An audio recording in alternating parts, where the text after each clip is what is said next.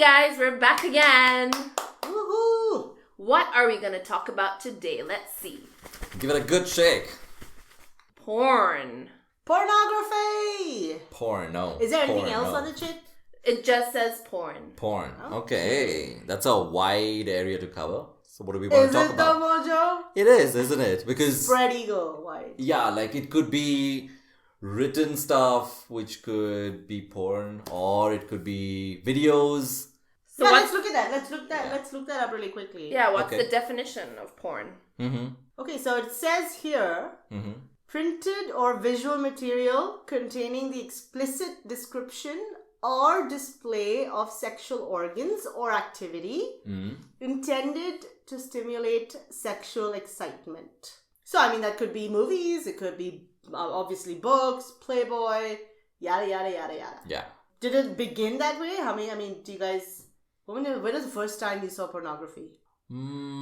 I think, when I think about my first time, like a video thing, if I want to make it about that, like I kind of remember with a bunch of my school friends, we were in 6th standard, say, I think from school, this one early morning on a weekend, we'd gone to a cyber center on our bicycles. Mm-hmm. And we'd parked our bicycles outside. We went a cyber into cafe? like a Is that what cyber that cafe, is? yeah. Oh, like Yeah. an internet cafe. That's right, internet cafe. And then we went there and like we took one computer and all of us were like one chair, of course. So one person is sitting and all of us are behind him. And then there was some random site. It was like 1, 2, 3 friends or something that's one of my friends had figured out somehow. And I remember they clicked and then there were these categories. So this person was clicking and we were like, okay, all of this. And like, I don't remember much else. Everything else seems like a blur right now. Yeah. But that is a distinct memory. But like really remembering, given the description that you just read out, Cherry, I do recollect very early on just seeing visually, getting very stimulated by just seeing these men's health magazines and all of that. Especially given my orientation, I was just turned on by the cover page. It used to be these really brawny, buff. Yeah, a lot of skin show and mostly men wearing jeans, which was either unbuttoned. And I distinctly remember, I want to say it was a Levi's ad, which had like 10, just the mid part of 10 men. Basically, they wanted to Just the advertise torsos. jeans. Oh, yeah. Just a little of the torso The midriff. and the midriff and all button, like it was all unbuttoned, like jeans.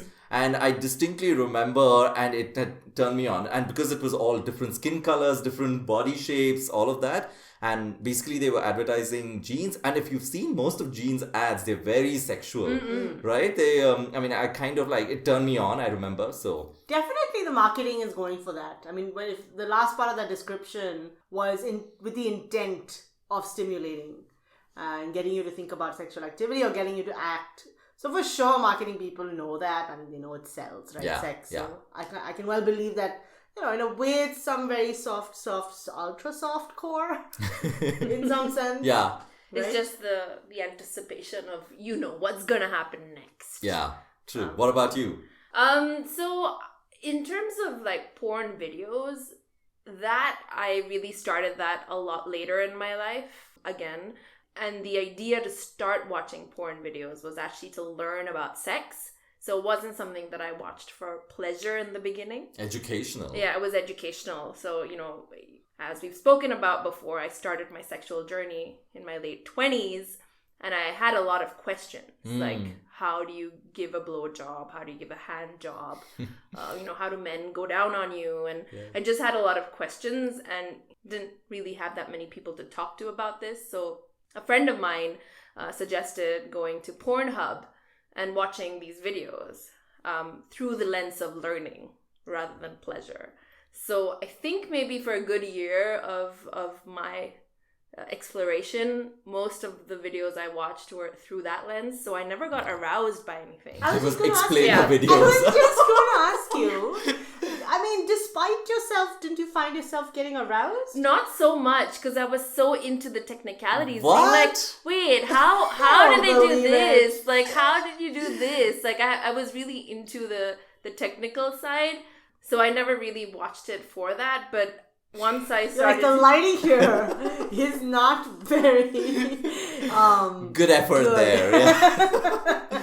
No, but that's so amazing that you can compartmentalize your brain. Because for me, to just take a page out of that, it's been only recently that I was thinking about, how a porn movie or video can maybe act as technique, like sharing technique and learning something about that. But before it was just about pleasure. It's completely the opposite. And so, but what I see is that, so even if I go there for that, I'm like, I see, Sam, you could do it like that as well. Okay, but I'm still aroused. I mean...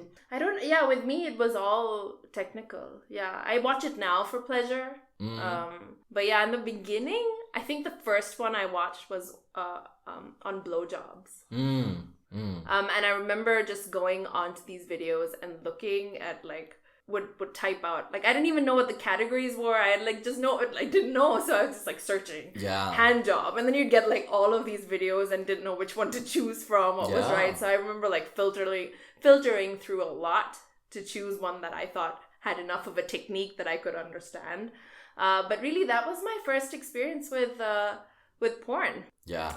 Prior to that, I think a lot of my sort of sexual fantasies and all of that came from erotica novels rather than videos. Yeah, I just never watched any of the videos. Yeah. A distinct memory I have, especially when I was kind of introduced into this world, online internet, that you can find all this stuff. I kind of remember while studying having these moments where I'm thinking, what are the different creative domains I could come up with? I remember thinking sex.com. I did the same thing. Yeah. World of sex. Should that be a domain? I'm I didn't know it was fully called. Understood what the internet was. I didn't even know the word domain then. But I was what are the creative things I can type in that would throw me the best results? So sex world, playing permutations with these things. So it was very funny. And because it throws up so much the internet at you and all these categories and all of that, it's such a overload of education immediately. You're just given racial and bisex and so many options. Yeah, bisexual. Sizes. Yeah. What those BB stuff, BBW. Oh yeah, big busted women or big black cock. Yeah. BBC. Oh yeah. Yeah, so interracial. I learned all that on exactly. internet for porn. Yeah, for sure. So... And then I also kind of distinctly remember looking for Indian sex. Because just kind of trying to relate to something, a body that would look like us. Yeah. For some reason. I don't think this was right at the beginning, but over time, I think I was kind of trying to get more creative and explore a little more. I have to say that's similar. For me, I wasn't looking for Indian bodies. Because in the beginning, sex wasn't Indian. You see, I would get weirded out by people kissing. In Indian movies, you didn't have that concept. Although now, in this century, we've seen way more of that. And it's becoming natural, it's becoming normalized and it's becoming healthier with awesome, good stuff happening. But when I was a kid, if I ever saw two characters in an Indian movie or a serial doing that, it just grew. I mean, it would be in those days, thinking of your parents having sex, right? It's just weird and it's uncomfortable. So for me, I was totally okay with white bodies or any non-brown, because brown is home, right? Brown is weird. So I wasn't looking for that. But now I, in a sense, the bid for, I like how you say diversity, whereas I am brown, looking for brown bodies to see, whether that's interesting to me or whatever. How old were you when you first... if you're going through the videos as such, I think that was maybe that was college days. I don't know. I can't think of high school, but yeah, it must have been college then. Whatever. You have a laptop, you have internet connection. Yeah. I remember the first time I don't remember the per se first time, but definitely around the first time being excited and thinking that I was doing something, I was crossing a line. I'd never actually sought it. Apart from those first days that, Mojo was talking about sex.com, which I tried when I was a kid, and then after that I never did. Because it never opened. I don't think it existed, or my internet was too slow. It was too slow. Okay. I don't know what it was. So after that I never even thought about it. So it was fun, yeah, and I found it and I was exciting, it was titillating. Of course, it was the, your most basest desires or the most basest feelings. Yeah, and I was like, oh, well, so once you've done it, then it's just, you're doing it all the time. Because it's right there. You didn't realize how accessible it was. Yeah. It's free and it's insane. Yeah. I mean, you just had to worry about more, in that sense, academic stuff like viruses and things like that. So I'm always conscious about those things. You have to be smart about it. Like, you don't want to be clicking on some random pop-ups and stuff. But otherwise, yeah, just enjoy it. It was for pleasure. So, yeah, college time. Yeah, in the beginning, one of the things I was really hesitant going on to the porn websites because I always wondered whether people were forced to make porn videos. That you were, and I felt very uncomfortable consuming something that I thought was like someone was forced to do it. It was not right. It wasn't their choice. So I always remember going through this dialogue in my head as to how these videos were made and who's made them. That was a big concern for me in the beginning, and I thought a lot about that. I would watch a little, then I would shut it off. And then I started to realize that there are options in these porn websites which are verified, or there's people are employed to make these videos. Then I started to get more comfortable, but I had to really do some research to feel comfortable consuming the content that was there. Yeah. What you said, Cherry, just brought back some memories, like this whole malware and stuff. Like, I was so scared. Like, I clearly remember browsing through this stuff and having this feeling that someone's going to track me down and get me arrested. I literally almost always used to have this feeling that someone is watching, and I would click on something and sometimes just generate hundreds of video pop-ups and new windows, and you're trying to close them, all the mistakes that you could do. And I clearly remember one of my relatives' computer. I was at their house for a summer vacation. They were all gone for the day, and I was like, this is my moment to do some exploration, and you're so curious. So I went online and I was looking up a lot of, and this is the whole dial-up time, when all of that used to happen. And I remember finally connecting and watching this, and then these pop-ups just wouldn't go. They just kept multiplying, and the basic thing I know is turn off, turn on. Sometimes it works, it's gone off. But sometimes I was stuck in this situation where I turned it off, and every time I turn it on, that's that screen has been saved. Oh no. And I was so embarrassed. Yeah. And I'm sure you just palmed it off and said, when I opened it, it was already here. I just shut it down and left it for the person to solve. How old were you? I was in high school. Yeah. And you were in your relative's house, not even in your own house. Not even my own The house. audacity. Yeah. Things we do. Yeah. Yeah. Even going back to, let's say, before videos, to connect it back to what Mojo was talking about, marketing and advertising. I remember we used to get a catalog of some sort at home. Those are the days you get catalogs, and then you circle the one you want, and then maybe you place an order. I don't think we ever did that, but we used to get these catalogs, and there was a section for underwear. I had no idea why. I mean, now I think about it. I'm trying to think about, because it doesn't turn me on now, but it really turned me on. It's just underwear. There are no bodies connected to it, but it's your imagination working.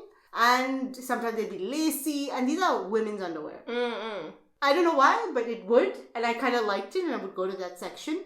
So, in some sense, that was pornographic. I don't know. Maybe it was not intended that way, but it's the impact it had on me. Yeah. And I would go there and check it out. No, I'm sure they know sex sells, so it's being used all the time. And I clearly remember this one ad, which was again for men's underwear. The storyline is basically this lady is being attacked by all these goons, and this guy... VIP! Was it VIP? Well, VIP Frenchie. What's he got? Yeah, and he comes out in his robe, and then there's a reveal of his underwear and how he's such a macho man or whatever kind of a thing.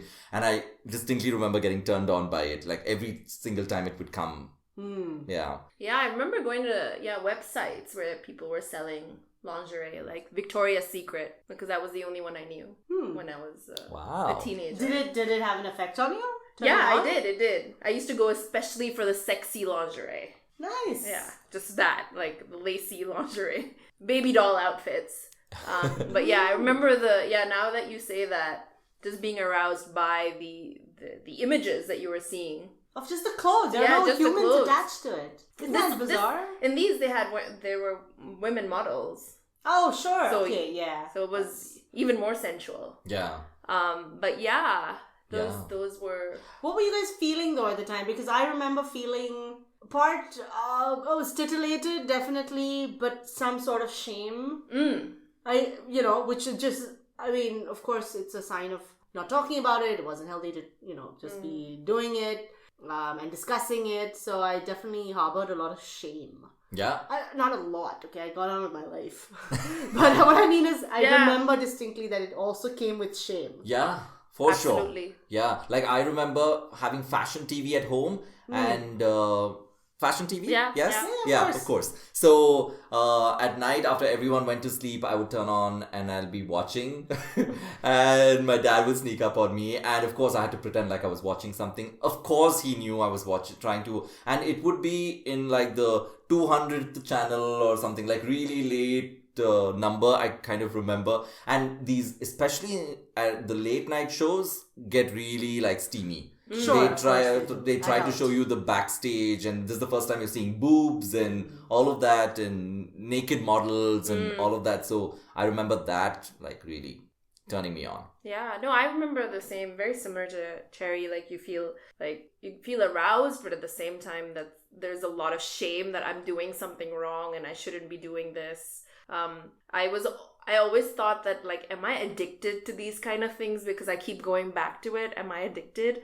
So I remember thinking that a lot and just being like, what's wrong with me? Maybe there's something wrong with me. I remember one time, must have been sometime in high school, don't know when, somebody had there's this I don't know if it's still in publication, a magazine called Debonair, Indian magazine. Yeah. With the express intent to titillate. I mean, that's its dharma. So, it's there for that purpose. Yeah. And, for the first time I saw an Indian woman with an Indian antibody almost. An antibody? An antibody. Anyway, definitely sexy for the demographic reading it. And she is this gorgeous, voluptuous diva in a net dress. Entirely net. Like, entirely net. So it was like a pointless dress, obviously. But it was getting certain points up. You know what I mean. So these kiddos were reading it. And of course I wanted to check it out as well. I saw it. And of course I was aroused as well. And no sense of, it didn't matter whether female body, male body, whatever. Yeah. I found it arousing. And that was the next thing that I saw in terms of like pornography, like something published to do that. Well before, of course, videos and things like that. So I knew that was out there. And again, it was done, stealthily. It was done without showing the teachers. It was done. So thrill, but also shame. I mean, you knew you were doing something wrong, which is too bad. It's a shame, if you know what I mean. Yeah, and when Pixie said she was using it kind of to educate herself, I kind of remember at some point, especially, just like my earlier point of why I was looking at Indian bodies particularly, because these white bodies would have they would be unusually big, and the cock sizes would also be really big, right? For me, this became like, but we are not like this, like, and what I was seeing of myself, my body and all of that. So for me, the educational point came when I was like also looking up like types of cock, sizes of cock, because then it would throw up some really like weird results where there are, do you know the number of cock sizes there are, like, cock shapes, like there are the twisted ones, there are like whatever straight, there's the small one, lumpy ones, things like that. I want to do that search. I haven't done that one. Yeah, so that was educational for me, just trying to understand that certain body sizes are different, like. Yeah, it could be educational. That's for sure. That I know that a lot of friends have claimed that it is. Pixie. It's definitely but yours sounds educational. really authentic, yes. But there are so many boys I've heard who are like, yeah, we went there to learn. Oh, yeah, quote unquote, you went there to learn. And all the way sort of laughing about it, despite yourselves, you also do learn.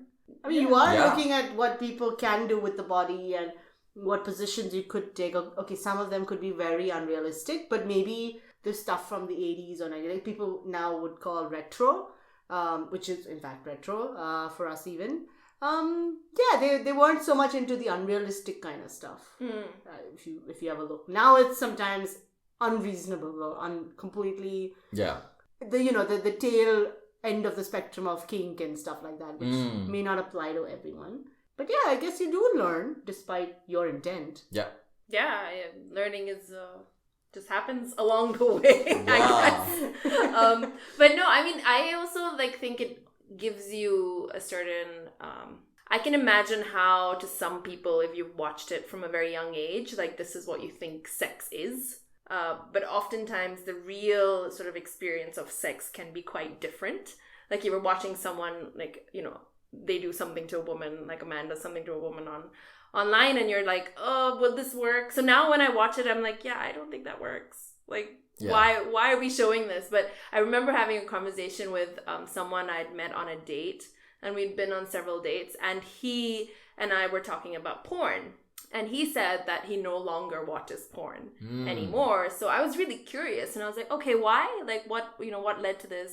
And he said the reason he stopped watching porn is because he started to realize that the way he was having sex with a woman or being intimate with another woman came from what he saw on these porn videos. Sure. And he was starting to question whether this was really what sex was like. So he started to compare his experiences to what he was watching. And so he felt after a certain point that was not true, and he wanted to just not have those videos sort of change his perception or mar his perception as he was experiencing something. So he had consciously decided not to watch porn anymore. And I thought that was really, for me at that point of time, because I was still watching porn videos for educational purposes, I was like, interesting. Yeah, I can see how that would work, because when I was watching it, I wasn't even looking at that. I was just looking at technique. So I can see how porn videos can influence many ways in which we understand what sex is. Yeah. What arousal can be. Sure. What you said reminded me of this conversation I had with a friend who had never watched porn. Remember? Or so the friend said. And I want to believe them, because they said they've never watched it, and they've had real life experiences but never watched it for whatever fear or whatever. Had never watched one. And I also had a conversation with another friend who was only into feminist porn. Yeah.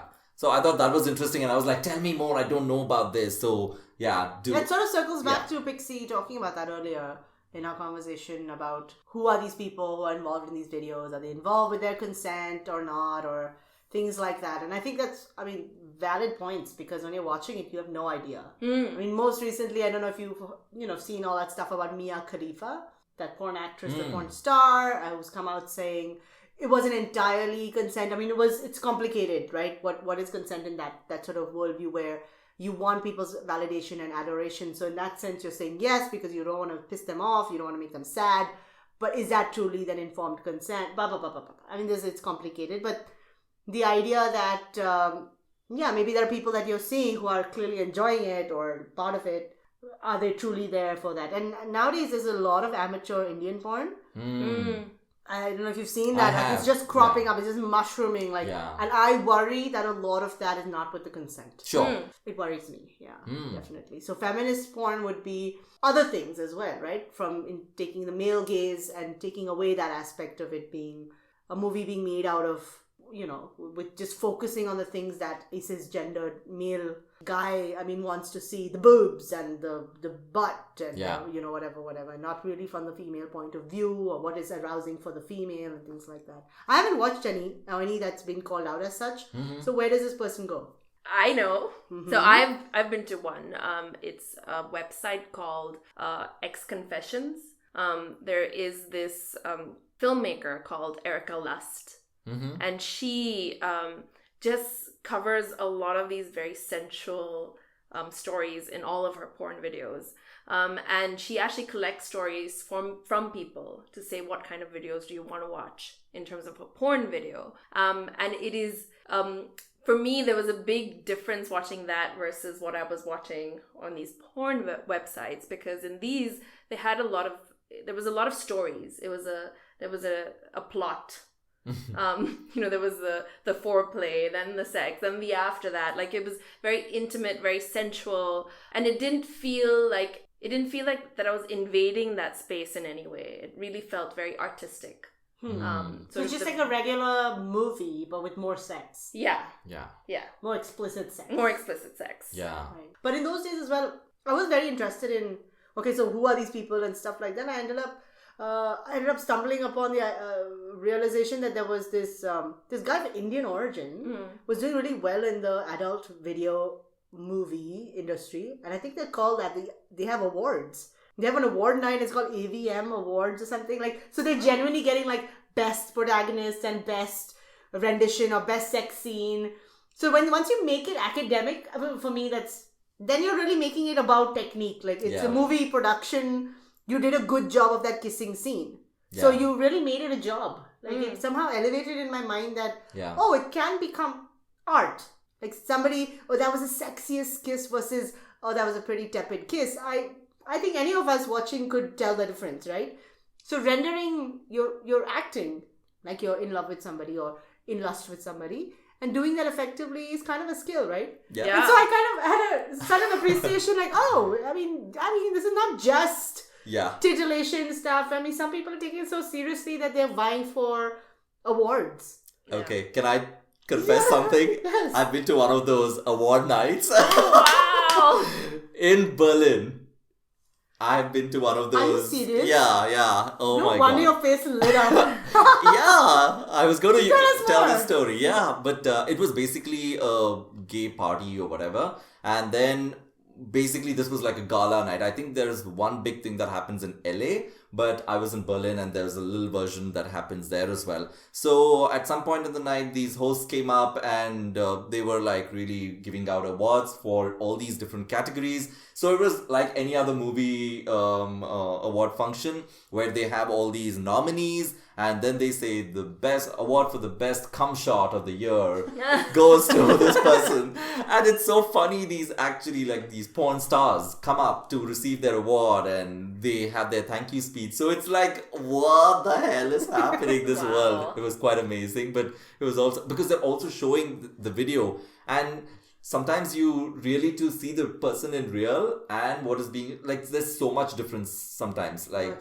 in real, this person just seems very ordinary, but on screen, they're like this monster. That's great. I've never heard of this before. I definitely want to look this up. Like, what kind of categories and awards do they have? Right. I want to revisit it. I certainly haven't gone back since college or looked to see where their careers have gone. And stuff like that. Yeah. But I find this really interesting that we're also sort of thinking about both sides of the spectrum. One is complete and utter consent. So people are like, it's artistic and they're vying for awards and doing more of it, wanting to do more of it, versus random amateur, sneak peek kind of stuff and like hidden camera stuff, which is problematic. I think there's a way to enjoy it, think about feminist porn and think about doing it the right way.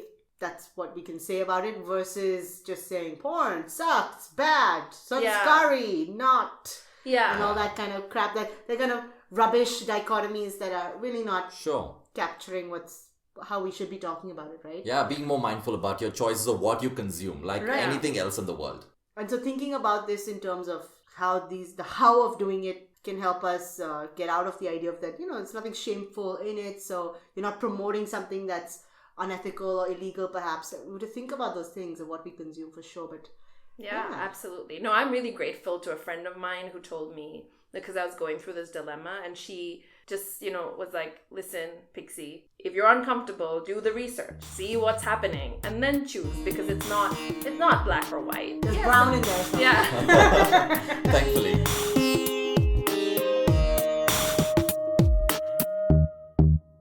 Did you know that the phrase Indian bhabhi is consistently among the top 5 phrases that are searched in India? And this came out in a survey and a research study that Pornhub did together with courts to understand sort of porn watching habits in India. And that's one of the facts they found. They found like some 14 other things, but this was the one that I found most interesting. So bhabhi is basically sister-in-law, right? Yeah. Yeah. And actually when you go to Pornhub, you will find a lot. actually not only Pornhub, lots of other websites. But when you're looking for Indian content, there's a lot of Devar Bobby type videos, which are brother-in-law, sister-in-law type videos. So yeah, really interesting. Top 5, guys. Fixation on the hobby. Yeah. I don't know how to feel about that. It's super inappropriate. Yeah. I can see why the forbidden is sexy, right? Exactly. Talking more about like Indian stuff, like I think when we talk about India's contribution to the world, everyone jokingly brings up the Kama Sutra, right? This book, which is almost pornographic, where about different positions. It's definitely pornographic. It's definitely pornographic. But did you know that only 20% of it is actually about the positions and, all the tantric, sacred lovemaking? The rest of it is all about philosophy and nature of love and family life, etiquette, self-care, grooming, and balancing the feminine and masculine energies. Basically, it's a manual for living the good life, guys. Nice. So let's go on. So let's go get that. Let's go buy a copy.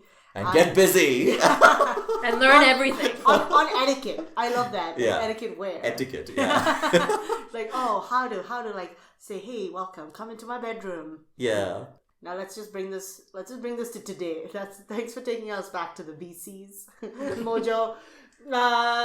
Here we are. About 2 years ago, apparently, some time ago, and it's still there today, there was a sort of ban on porn in India. Now, it's not illegal, by the way, to consume pornographic material, but it is illegal to publish. So there was a ban on websites, certain websites that were then publishing, right? And so about north of 800 sites were clamped down on, and this court came out with that ban. And so all the telcos, telecommunication firms, the companies shut it down. Right? A lot of them, by the way, don't allow access to it, or they slow it down. And so my personal experience, guys, and the reason I wanted to bring this up is you can't connect to certain websites. It's certainly not Pornhub on on Wi-Fi. Forget about it. But on your mobile internet, it's severely slowed down, or it says this site has been blocked. Yeah. So you have to get really creative about it. And I think as a result, we've just looked up some data on VPN users. Like VPN allows you to access certain websites by pretending not to be from India and it pretends you're from somewhere else. And so that's really jumped up, guys, by, I don't know, like significant percentage points in India, which is really funny. And the amount of usage or access to porn through mobile internet.